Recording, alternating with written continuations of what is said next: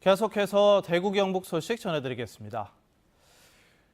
월드컵 조별 예선 마지막 경기에서 2대0으로 독일 전차를 돌려세운 우리 대표팀의 선전에 대구 삼성 라이온즈 파크에 모인 응원단은 함성과 감격의 눈물로 승리를 함께 기뻐했습니다. 이태호 기자입니다. 후반 48분 김영건 선수가 첫 골을 터뜨리자 라이온즈 파크는 온통 함성의 도가니로 변했습니다. 후반 추가 시간에 나온 독일전 첫 골. 끝까지 포기하지 않은 우리 선수단이 이번 월드컵에 만들어낸 두 번째 골입니다.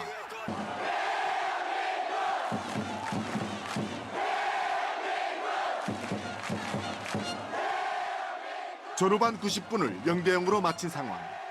추가 시간에 나온 이 첫 골은 삼성 라이온즈 파크에 모인 3,500여 응원단을 하나로 만들었습니다. 3분 뒤 독일 골키퍼까지 공격에 나선 후반 51분.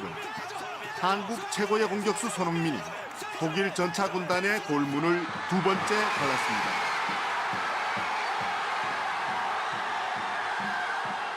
태극전사의 자랑스러운 얼굴, 특급 수문장 조현우는 경기 고비마다 지난해 우승팀 독일의 대포알 슈팅을 막아냈습니다. 세계 최강 골키퍼로 꼽히는 독일 노이어를 실력으로 앞섰다는 평가가 경기장 곳곳에서 환호와 함께 나왔습니다. 마지막에 조현우 선수가 마지막에 잘 막아줘서 그 승리를 얻은 것 같습니다. 마지막 경기인데 이제 유종의미를 거둬서 오늘 다들 열기도 뜨거웠는데 네, 이제 다음에 이제 대구 FC 경기도 있으니까 조현우 선수 보러 가면 될 것 같습니다. 대구 출신 조현우의 불꽃 선방과 마지막까지 포기하지 않고 악착같이 경기장을 누빈 태극전사.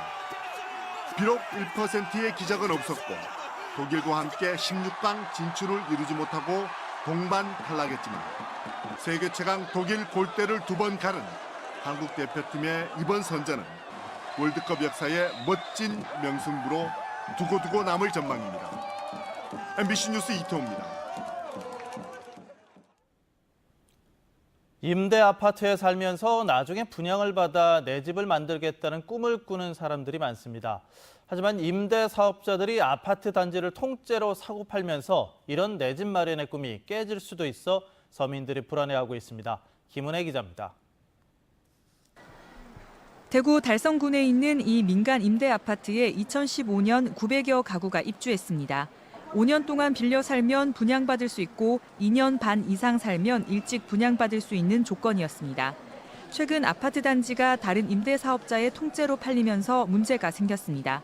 먼저 분양가 상승 우려입니다. 최소한 1억 5천만 원 이상 줘야 분양을 받을 수 있는데 너무 비싸다는 겁니다. 예전 임대 사업자가 그대로 있었으면 지금보다 2, 3천만 원은 싸게 분양받을 수 있었다는 게 입주민들 계산입니다. 입주자 가운데 미분양된 아파트에 360여 가구쯤 입주했는데 임대 사업자가 바뀌면서 조건이 달라져 분양 전환이 어려울 수 있다는 전망도 나옵니다.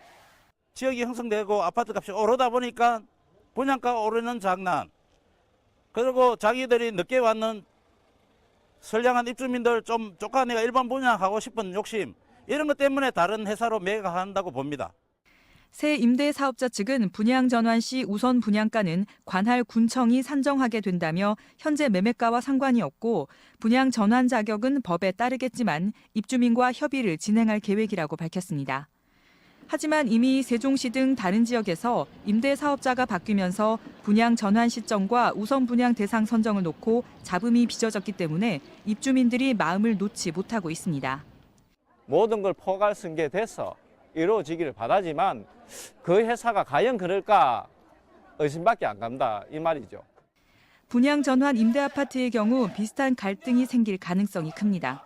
5년이든 10년이든 의무 임대 기간에 임대 사업자끼리 아파트 단지를 사고 파는 것을 금지하는 방향으로 임대주택법을 바꾸라는 국민청원이 진행되고 있습니다. MBC 뉴스 김은혜입니다.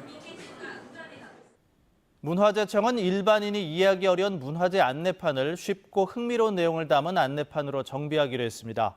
문화재청은 먼저 올해는 관람객이 많이 찾는 서울 고궁과 경주, 부여, 공주, 익산 지역에 있는 문화재 안내판을 정비하기로 하고 다음 달부터 실태 조사를 하기로 했습니다.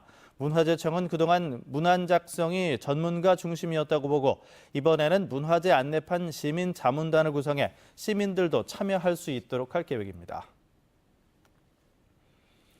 지역 기업들은 대구 지역 미래 산업을 미래형 자동차로 잡았습니다. 대구 상공회의소가 120여 개 지역 기업 임직원을 조사한 결과 대구가 집중해야 할 미래 산업으로 미래형 자동차가 27.8%로 가장 많았고 첨단 의료 산업, 로봇 산업이 뒤를 이었습니다.